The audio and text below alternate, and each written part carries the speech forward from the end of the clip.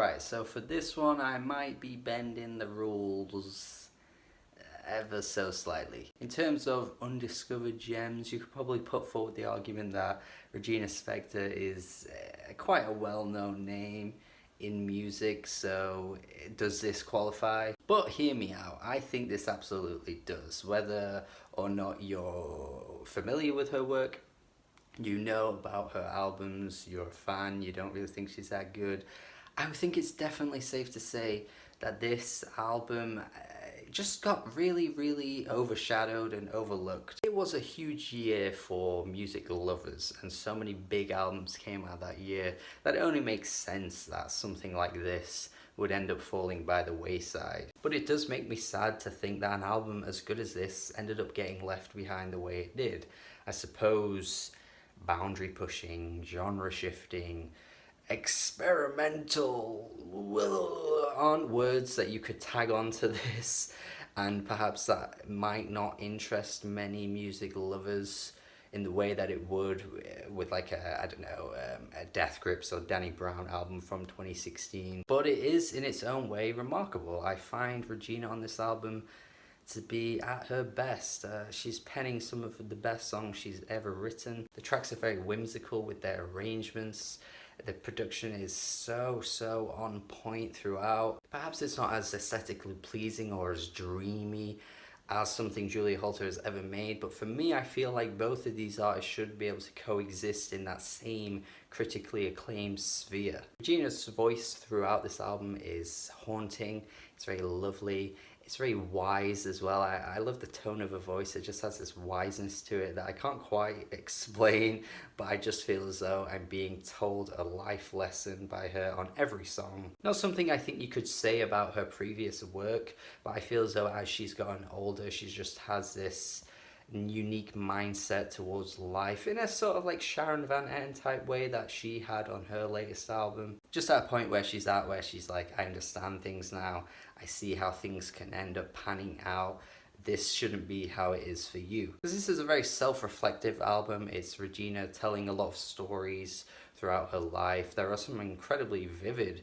stories throughout this album too, reflecting on her past, which I find to be really interesting, and from a perspective that's just so unique that you wouldn't often hear in modern music, I don't think. The track I'm specifically referring to here is Cellar of Flowers, where she's talking about how things were during her childhood in the Soviet Union. I really love how she paints the picture of here of the cycle of just selling a flower and what that flower represents, even though it might just be like a single flower or just a bunch of flowers. She's asking the question, who's the winner when you buy these flowers? Well, the seller of the flowers, are they the winner in this communist world?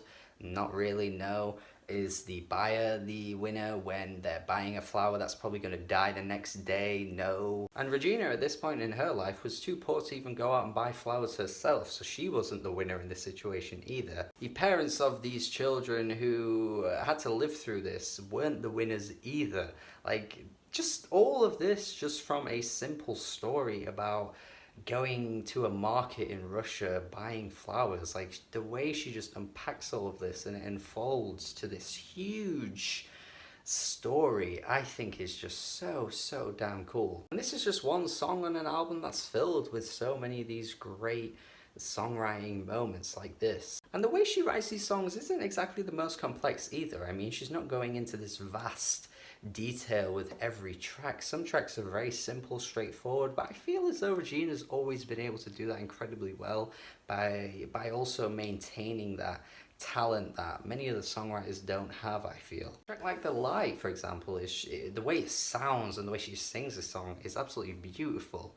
But lyrically, it's pretty straight to the point. Older and Taller as well, I feel, where this is a track where she's spreading a message here that's very simple and straightforward, but once you unpack, you actually find a lot to take out of it. The idea of getting older and wiser is alien to her, because she feels as though you just get older and you just get taller, and that wiseness doesn't necessarily come as easy to people as a lot of younger people may believe it does. Which is funny to me, because I was saying just at the start of this video that I feel as though she is very wise, but she's also very humble and doesn't see herself in that way. And the whole part where she says about enjoying your youth sounds like a threat is really funny as well, because in her mind she just sees it as, well, why can't I enjoy all of my life? Why is it that only when I'm young I'm supposed to enjoy it? Why can't I get older and have those amazing times too? This is a track where she's just pulling apart cliches and seeing them for what they really are, and looking at things realistically and thinking, that isn't how things always work. It's kind of a hopeful track as well, because one of the biggest lies I feel like you're told during your life is that your best days are when you're at school. Like, a lot of older people will say that the best time of your life was when you were at school, but I just kind of find that incredibly hard to believe, or at least in my mind, I want to think that that will never be the case. Or in fact, Regina is exactly right in what she's saying, and these people are in fact just taller than you, and they're not as wise as they may think they are. This track is very peppy and piano driven as well, just like the opening track, Bleeding Heart, which is probably the most immediately catchy song on the album. I just love the point where the drums kick in on that track. I just think it's such a fantastic moment, and also shows the versatility of instrumentation across this one album, even when quite a lot of the tracks follow a very similar progression in terms of the music, but even these poppy moments are very different to the dark and like haunting moments like on a track like Trapper and the Furrier. Regina across this album is constantly emoting her vocals. She's always expressive.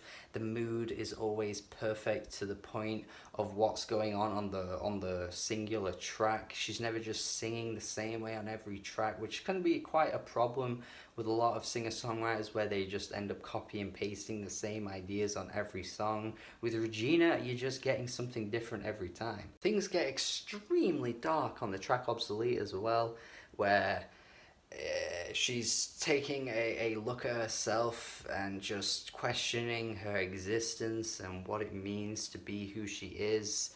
It's a pretty heavy song, and this one part always gets to me really hard. The part where she says, "Useless part, the useless heart, useless art, what am I, why am I, incomplete, obsolete." Ugh, ugh, what a terrifying concept to just like view yourself in that kind of way, to just think of yourself as just being like completely pointless. The useless art line is quite sad in hindsight as well, knowing that this album didn't really stick with a lot of people, or it flew under a lot of people's radars. That kind of anxiety that she battles herself with, it ended up manifesting into something that existed, which is really quite sad. However, I would say the album does end off quite positively with The Visit. Throughout the album, obviously, she's touching on existentialism and reflecting on her life, you know, with the Soviet Union, just like on the track Small Bills as well. Once again, just like attacking the way the lifestyle was back in those days and the greed of people. However, The Visit, I think, is more of an ode to her listeners on this track. I feel as though the way I'm interpreting it is how she's just spent, you know, 10 previous songs telling her stories, and now on The Visit she's just saying thank you for the people that stopped by and paid her a visit and listened to her stories be told on this album. Quite a meta way to end things off, and I just love the way she sings on this track, and the strings, the way they come soaring through. It's just such a hopeful ending. I adore this track. This is one of my favorites she's ever made, actually. Which is funny because once again, it's an incredibly simplistic track. It's just straight to the point, and she kills it every time with these types of songs, proving to me that she can go into vivid amounts of detail, painting a picture, talking about her stories incredibly deeply, but yet at the same time she can just go straight to the point with things, keep it very simple, and she's equally as good. Which is why to me I feel as though she's an artist that deserves to be in the conversation of best singer-songwriters of all time, but she kind of just gets left behind often. But hopefully you'll listen to this album and you'll at least see why I've praised it so highly. And her previous efforts too. She has amazing pieces of work, not just with this album, Remember Us to Life, but you know, Soviet kitsch songs. She's a fantastic artist, and I just want to see people give this one love. Just give it love, please. So yeah, thank you for watching my video. I mean, I hope you get as much love out of this as I do. Give it a chance, give it a try. If you have heard it and you already have an opinion developed on this album, then it'd be great to see your thoughts on it as well. If you think it's not that good, if you think it's great, anything, just let me know in the comments. And yeah, this for me again is an undiscovered gem that'll probably be very high on my decade end list. So yeah, that's just my opinion, I suppose. Thank you for watching. Have a good day. Listen to this album.